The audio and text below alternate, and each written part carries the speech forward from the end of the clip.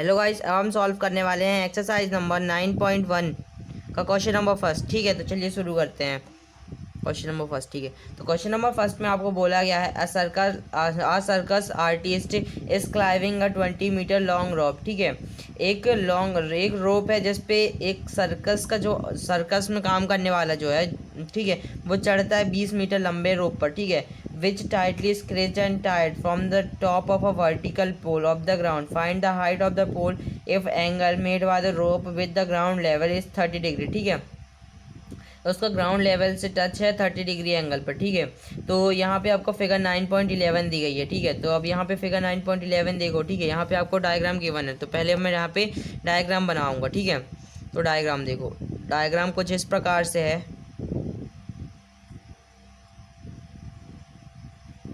ठीक है, और ये हमारे पास है 30 डिग्री। ठीक है, और ये हमारे पास यहाँ पे ए बी और सी, ठीक है, नेमिंग। और ये हमारे पास यहाँ पे 90 डिग्री है, और जो लंबी रोप है वो है 20 मीटर। ठीक है, ठीक है। तो अब चलिए अब इसको सॉल्व करते हैं। ठीक है, सबसे पहले हम यहाँ पे सॉल्यूशन लिखूंगा, सॉल्यूशन। ठीक है, तो सबसे पहले अब मेरे को क्या फाइंड करना है, यहाँ पे मेरे को हाइट फाइंड करनी है। ठीक है, हाइट फाइंड करने के लिए बोला गया है, तो अब मैं यहाँ पे लिख सकता हूँ find.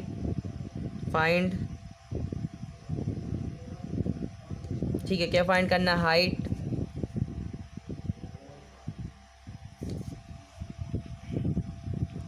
Height of a right angle triangle, या फिर height of a pole, height of a pole. और यहाँ पे पोल की हाइट क्या है, ए बी है। ठीक है, ए बी। ठीक है, तो हमें यहाँ पे हाइट फाइंड आउट करना है। ठीक है, तो ये हमने लिख लिया। इसके बाद फिर देखो, अब देखो आपके पास गिवन क्या दिया गया है, यहाँ पे आपको गिवन दिया गया है ये एंगल, ये लाइन ऑफ साइट। ठीक है, तो ठीक है, देखो अब देखो आप सीधे यहाँ पे सॉल्व करो, ये आप किससे रिलेट कर पा रहे हो, यहाँ पे आपको हाइट फाइंड आउट करना है। ठीक है, और आपको यहाँ पे ये angle of line of sight दी गई है। ठीक है, तो देखो सबसे पहले आप ये साइन थीटा से रिलेट कर पा रहे हो। ठीक है, क्योंकि साइन थीटा क्या होता है, ये होता है हमारा, पहले मैं लिख देता हूँ, साइन थीटा ये होता है मेरा पी वाई एच। ठीक है, पी वाई एच। तो अब यहाँ पे मेरा जो ए बी है वो परपेंडिकुलर है और हाइपोटेनियस 20 है। ठीक है, आप इसको साइन से भी कर सकते हो, कॉस एक्स से भी कर सकते हो। ठीक है, ठीक है, तो ये आपको थीटा दिया है, थीटा के सामने वाला एंगल हमारा परपेंडिकुलर होता है। ठीक है, तो अब देखो साइन थीटा, थीटा यहाँ पे हमको 30 डिग्री दिया गया है। ठीक है, तो देखो अब मैं यहाँ पे साइन थीटा से इसको सॉल्व कर रहा हूँ, तो साइन थीटा साइन 30 हो जाएगा। ठीक है, साइन 30 हो जाएगा ये हमारे पास साइन 30 डिग्री। ठीक है, और इक्वल टू में परपेंडिकुलर, परपेंडिकुलर क्या है, ए बी। यहाँ पे आपको रिलेट करना है सारे क्वेश्चन का। ठीक है, ध्यान रखना। और यहाँ पे आपके पास हाइपोटेनियस है ए सी, ए सी। ठीक है, तो देखो साइन 30 क्या होगा आपके पास, देखो साइन 30, इसको ट्रिग्नोमेट्री टेबल निकालना मैंने आपको सिखाया हुआ है। ठीक है, तो आपके पास साइन 30 होता है 1/2। ठीक है, ये रहा मेरा पेज में, दिखा दो पहले, ये देखो ये साइन 30 यहाँ पे आपके पास है 1/2। ठीक है, इसको किनारे रखो, साइन 30 1/2। ठीक है, और साइन 30 की जगह मैं 1/2 लिखूंगा, है ना। और ए बी मेरे पास नहीं है, तो अब मैं ए बी का ए बी रहने देता हूँ। और ए सी यहाँ पे है मेरे पास 20 मीटर। ठीक है, 20 मीटर। अब इसको सॉल्व कर दूंगा तो मेरे पास अब यहाँ पे ए बी निकल आएगा। ठीक है, ठीक है, तो देखो अब ये देखो 20 मीटर जो है इक्वल टू के साथ ये डिवाइड में है, अगर इक्वल टू के साथ जाएगा तो मल्टीप्लाई में हो जाएगा। ठीक है, तो ये जाएगा 1 × 20/2 और इक्वल टू में यहाँ पे मेरे पास हो जाएगा ए बी। ठीक है, तो देखो ये कैंसिल हो जाएगा 2 और ये 10 टाइम। ठीक है, तो यहाँ पे जो मेरे पास ए बी निकल के आया है, A B equal to 10 centimetre, मतलब सॉरी 10 मीटर। ठीक है, और हमें यहाँ पे हाइट फाइंड आउट करनी थी, वो हमने यहाँ पे फाइंड आउट कर ली, तो हम इसका आंसर लिख सकते हैं यहाँ पे हमको हाइट फाइंड आउट करनी थी। ठीक है, यहाँ पे हमको ये A B height find out करना था। ठीक है, तो आप लिख सकते हो इसका answer the height of a pole is 10 metre. ठीक है, तो उम्मीद करता हूँ आपको क्वेश्चन नंबर फर्स्ट समझ में आया होगा। ठीक है, चलिए अब देख लेते हैं क्वेश्चन नंबर सेकेंड। ठीक है, तो अब चलो देखते हैं क्वेश्चन नंबर सेकेंड। तो क्वेश्चन नंबर सेकेंड में आपको बोला गया है a tree break due to the storm and the broken part, ठीक है। मतलब देखो जो आपके एक ट्री है, ठीक है, पेड़ है, वो टूट गया, ठीक है, and broken part bend so that the top of the tree touches the ground, ठीक है। तो वो टूट के नीचे ज़मीन से टच हो गया, ठीक है, ज़मीन से टच हो गया, और वो 30 डिग्री का थीटा एंगल बना रहा है विथ इट, ठीक है। और the distance between the foot of the tree to the point, ठीक है, मतलब वो पॉइंट जहाँ से वो खड़ा था, ठीक है, वहाँ से लेकर जहाँ गिरा है, वो यहाँ पे आपको डिस्टेंस दिया गया है। Top touches the ground is 8 metre, ठीक है, 8 मीटर, ठीक है। और यहाँ पे आपको इसकी हाइट फाइंड आउट करनी है, ठीक है। चलो अब हम इसका डायग्राम बनाएंगे सबसे पहले, ठीक है। तो सबसे पहले आपको बोला गया था एक कोई पेड़ है, ठीक है, ये आपके पास मान लो ये कोई पेड़ है था, ठीक है, ठीक है, देखो। और इसके बाद फिर आपको बोला गया है कि ये यहाँ से देखो, यहाँ से ये यहाँ से समझो इतना पार्ट ये टूट गया, ठीक है। ये यहाँ से देखो, मैं ऐसे कर देता हूँ, आपको अच्छे से समझ में आएगा, ऐसे, ठीक है। ये आपके पास पहले कोई ट्री थी, ठीक है, तो इतना पार्ट ये टूट के यहाँ से ये ऐसा टच हुआ, ठीक है, यहाँ से ये ऐसा टच हुआ, ठीक है। और ये टूटने पर कितने का एंगल बना रहा है, ये 30 डिग्री का एंगल बना रहा है, ठीक है। और इसके बाद फिर ये आपको क्या कहते हैं, ये यहाँ से लेकर यहाँ तक का जो डिस्टेंस दिया गया है वो 8 मीटर, ठीक है। अब आप सबकी नेमिंग दे दो, और इसको मैं दे देता हूँ पॉइंट ए, इसको दे देता हूँ बी, इसको दे देता हूँ सी, ठीक है, ठीक है। तो देखो अब आपको किसी भी मतलब ये ना इसकी साइड दी गई ना इसकी साइड, ठीक है। तो अब पहले आप इसको लेट कर लो, ठीक है। तो देखो अब मैं ए और बी को मैं यहाँ पे लेट कर लेता हूँ एक्स, ठीक है, एक्स लेट कर लेता हूँ, और इस वाले पॉइंट को नाम दे देता हूँ डी, ठीक है, ठीक है, डी पॉइंट मैंने यहाँ पे नाम दे दिया। अब इस इतने पार्ट को मैं लेट कर लेता हूँ बाय, ठीक है। तो अगर मेरा ये पार्ट पूरा बाय होगा तो ये पार्ट पूरा बाय होगा, क्योंकि ये वाला जो मेरा टूटा हिस्सा था वही तो यहाँ नीचे गिरा था, तो सी पॉइंट से जॉइन हुआ था, ठीक है। तो ये भी मेरा नेमिंग हो जाएगी बाय, ठीक है। अब यहाँ पे आपको हाइट फाइंड आउट करनी है, ठीक है। अब यहाँ पे हाइट फाइंड आउट करनी है, ठीक है। तो अब आपको ऐसा कुछ रिलेट करना है कि उसमें आपके पास बेस आ जाए और आपके पास हाइट आ जाए, ठीक है। तो आप किससे रिलेट कर पा रहे हो, देखो देखो सबसे पहले ये यहाँ पर सॉल्यूशन में यहाँ पे लिख दो सॉल्यूशन, ये आप टेन थीटा से रिलेट कर पा रहे हो, ठीक है, टेन थीटा, ठीक है। वो होता है आपका परपेंडिकुलर अपॉन में बेस। यहाँ पे आपके पास बेस गिवन दिया गया, ठीक है, और परपेंडिकुलर आपको फाइंड आउट करना है, ठीक है। तो देखो अब यहाँ पे आपके पास थीटा दिया गया है 30 डिग्री, तो अब मैं यहाँ पे थीटा की जगह 1030 कर दूंगा, 1030, और इक्वल टू में पी अपॉन में बी। यहाँ पे आपके पास परपेंडिकुलर कितना है, यहाँ पे आपके पास परपेंडिकुलर है एक्स, ठीक है। तो अब आप यहाँ पे परपेंडिकुलर की जगह एक्स लिख दो, या फिर पहले अभी इतना लिखो, ठीक है। अभी आप ए बी बस इतना लिखो, ए बी लिखो, ठीक है, ए बी, ठीक है। और बेस देखो, बेस यहाँ पे आपके पास कितना है, बी सी, ठीक है। तो अब यहाँ पे बी सी रहने दो, ठीक है। अब आगे देखो, अब 1030 कितना होता है, ये होता है आपका 1/√3, ठीक है। ये देखो ये 1030 कहाँ गया, 1030 ये रहा, तो ये होता है मेरे पास 1/√3, ठीक है, दिख रहा होगा ये 1030, ये हो गया अपने पास 1/√3, ठीक है। इक्वल टू में ए बी यहाँ पे आपके पास कितना है, एक्स है, ठीक है, एक्स। और बी सी यहाँ पे आपके पास 8 मीटर है, ठीक है। तो यहाँ पे 8 कर दिया, ठीक है। अब आप इसको सॉल्व कर दो, तो यहाँ पे आपके पास ये एक्स आ जाएगा, ठीक है, ए बी का डिस्टेंस आ जाएगा, ठीक है। तो देखो अब मैं 8 को उधर मल्टीप्लाई कर दूंगा, ठीक है। ये इक्वल टू के इधर, ये डिवाइड में अगर इक्वल टू के उधर जाएगा तो मल्टीप्लाई में हो जाएगा, ठीक है। तो ये हो जाएगा 1 मल्टीप्लाई बाय 8 अपॉन में √3, ठीक है, और इक्वल टू में एक्स, ठीक है। तो ये हो जाएगा आपके पास 8 अपॉन में √3 और इक्वल टू में एक्स, ये, ठीक है, ठीक है। तो देखो ये जो मेरा ये देखो 8 अपॉन में √3 इक्वल टू एक्स है, ठीक है। तो अब सुनो, ये जो हमारा √3 होता है, देखो कोई भी अंडर की वैल्यू अपन मतलब डिनोमिनेटर में अपन नहीं लेते, ठीक है। इसी अपन इसको आंसर डिनोमिनेटर में नहीं लेते, ठीक है। अगर ये रूट है तो डिनोमिनेटर से अपन इसको अलग कर देते हैं।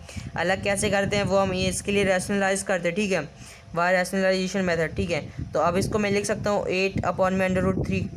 तो आपने पहले पढ़ा एक्स इक्वल टू में 8 अपॉन √3 में लिख सकता हूँ, है ना, पूरा पलटी किया हूँ मैंने, ठीक है, अच्छे से लिख देता हूँ √3, ठीक है। तो अब देखो √3 हटाने के लिए मैं क्या करता हूँ, मैं इसका मल्टीप्लाई कर देता हूँ, ठीक है, ऊपर भी और नीचे भी √3 और अपन में √3, ठीक है। तो अभी ये देखो ये मेरे पास क्या हो जाता है, ये देखो 8 इंटू में √3 क्या होता है, ये होता है मेरे पास 8 √3 ठीक है, अपॉन √3 इंटू में √3 कितना होता है, ये होता है मेरे पास 3 और ये पूरा मीटर में चल जाता है। ठीक है, तो आपके पास जो एक्स की वैल्यू निकल के आ गई है वो है 8√3 अपॉन में 3 मीटर्स। ठीक है, अब देखो, अब आपके पास यहाँ पे ए बी की वैल्यू तो निकल के आ गई है। ठीक है, ए बी की वैल्यू निकल के आ गई है, लेकिन आपका जो परपेंडिकुलर था वो तो पूरा डी बी था। ठीक है, मतलब वो आप कैसे फाइंड आउट करोगे, देखो अगर अब मैं आप यहाँ पे आप हाइपोटेन्यूज फाइंड आउट कर लो, ठीक है, या फिर लाइन ऑफ साइड कुछ भी कह लो, तो अब अगर आप इसको फाइंड कर लो तो जितना ये उतना ये। ठीक है, जो हमारा ए डी है वो इक्वल टू में है ए सी के, है ना, जितना ये उतना ये। ठीक है, तो अगर मैं ए सी फाइंड आउट कर लूँ तो ए डी मेरे पास आ जाएगा, फिर मैं दोनों को ऐड करके यहाँ पे डी वी निकाल लूँगा परपेंडिकुलर। ठीक है, तो अगर इसको मैं रफ कर दूँ, इसको समझाने के लिए लिखा था। अगेन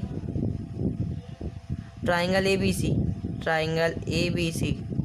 ठीक है, अब आपको ऐसा कुछ रिलेट करना है कि आपके पास ये परपेंडिकुलर आ जाए। ठीक है, ये सॉरी ये लाइन ऑफ साइट आ जाए। ठीक है, तो देखो आप अब इसको किससे रिलेट कर पा रहे हो। ठीक है, तो इसको मैं cos 3t से रिलेट कर पा रहा हूँ। ठीक है, क्योंकि उसका जो देखो यहाँ पे आप पहले फॉर्मूले लिख लो। ठीक है, आपको ये अब अच्छे से समझ में आएगा। ठीक है, ठीक है, अब देखो, तो देखो अब आप ये किससे रिलेट कर पा रहे हो हाइपोटेनियस को, तो हाइपोटेनियस को आप सेंस से कर पा रहे हो, कॉस से कर पा रहे हो। ठीक है, और सेक और कॉसेक से कर पा रहे हो। ठीक है, तो अब मैं यहाँ पे कॉस से करता हूँ। ठीक है, अब मैं यहाँ पे cos थीटा से रिलेट करने वाला हूँ इसको। ठीक है, तो अब यहाँ पे मैं cos थीटा, वो क्या होता है, वो होता है मेरा बी अपॉन में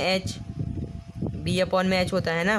तो देखो इस डायग्राम के हिसाब से आपको बेस क्या दिख रहा है, बेस आपका है बी सी इक्वल टू में बी सी, और हाइपोटेनियस यहाँ पे आपके पास है ए सी। ठीक है, ठीक है, तो अब यहाँ पे थीटा की जगह आपके पास 30 डिग्री है। ठीक है, तो आप यहाँ पे cos 30 लिखोगे। ठीक है, थीटा की जगह cos 30 इक्वल टू में बी सी अपॉन ए सी। तो cos 30 यहाँ पे आपके पास क्या होता है, cos 30 यहाँ पे आपके पास होता है √3/2, ये रहा। ठीक है, ये √3/2 कहाँ गया, ये रहा। ठीक है, √3/2। ठीक है, तो cos 30 यहाँ पे आपके पास होता है √3/2, ये क्या हो गया थीटा। ठीक है, ठीक है, देखो ये होता है अपने पास √3/2 इक्वल टू बी सी यहाँ पे आपके पास है 8 मीटर। ठीक है, तो मैं यहाँ पे लिख दूँ, और ए सी की वैल्यू आपके पास है बाय, तो आप यहाँ पे बाय लिख दो। ठीक है, अब आप इसको सॉल्व कर लो, आपके पास बाय की वैल्यू आ जाएगी। ठीक है, तो देखो अब मैं 8 इधर देखो, अब मैं बाय को यहाँ ले जा रहा हूँ। ठीक है, और 2 को वहाँ ले जा रहा हूँ, तो देखो ये मेरे पास हो जाएगा √3, और ये बाय इधर डिवाइड में इक्वल टू के उधर जाएगा तो मल्टीप्लाई में हो जाएगा। ठीक है, तो √3 मल्टीप्लाई बाय क्या होता है, √3y हो जाएगा। ठीक है, इक्वल टू में 8, और ये जो 2 है मेरे पास, 2 जो है मेरे पास वो इधर डिवाइड में है, अगर इक्वल टू उधर जाएगा तो मल्टीप्लाई में हो जाएगा। ठीक है, 8 मल्टीप्लाई बाय 2 हो जाएगा। ठीक है, तो अब यहाँ पे मेरे पास सिर्फ y क्या होगा, y हो जाएगा मेरे पास 8 इंटू 2 कितना होता है, ये होता है मेरे पास 60। ठीक है, 60 अपॉन में √3। देखो जो √3 है वो इधर मल्टीप्लाई में है, अगर इक्वल टू उधर जाएगा तो डिवाइड में हो जाएगा। ठीक है, √3। अब मैंने आपको पहले भी बता रखा है। ठीक है, कि जो हमारे ये अंडर रूट की कोई भी वैल्यू होती है वो डिनोमिनेटर में कभी आंसर नहीं आता। ठीक है, जो हमारा आंसर होता है वो कभी अंडर रूट में नहीं आता। ठीक है, उसका डिनोमिनेटर कभी अंडर रूट में नहीं हो सकता। ठीक है, तो अब मैं अंडर रूट को हटा दूंगा। अंडर रूट को कैसे हटाऊंगा, वो रैशनलाइजेशन मेथड से। ठीक है, तो देखो अब मैं यहाँ पे कर देता हूँ, तो यहाँ पे आपके पास y इक्वल टू में 60/3 था। ठीक है, y इक्वल टू देखो 60 अपॉन में √3 था। ठीक है, तो अब मैं उस √3 को ऊपर भी मल्टीप्लाई कर दूँ, नीचे भी मल्टीप्लाई कर दूंगा। ठीक है, मल्टीप्लाई बाय √3 ऊपर और √3 नीचे, तो यहाँ पे मेरे पास डिनोमिनेटर में रूट हट जाएगा। ठीक है, तो अब इसको सॉल्व कर लो। 60 इंटू में √3 कितना होता है, ये होता है आपके पास 60/3। ठीक है, और √3 इंटू में √3 कितना होता है, ये होता है आपके पास 3।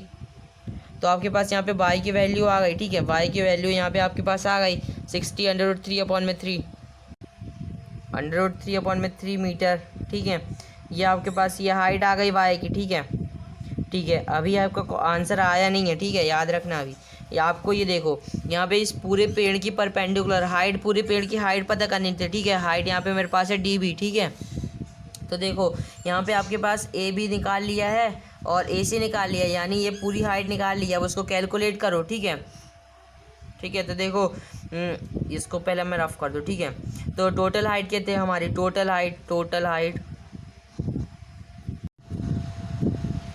हाइट।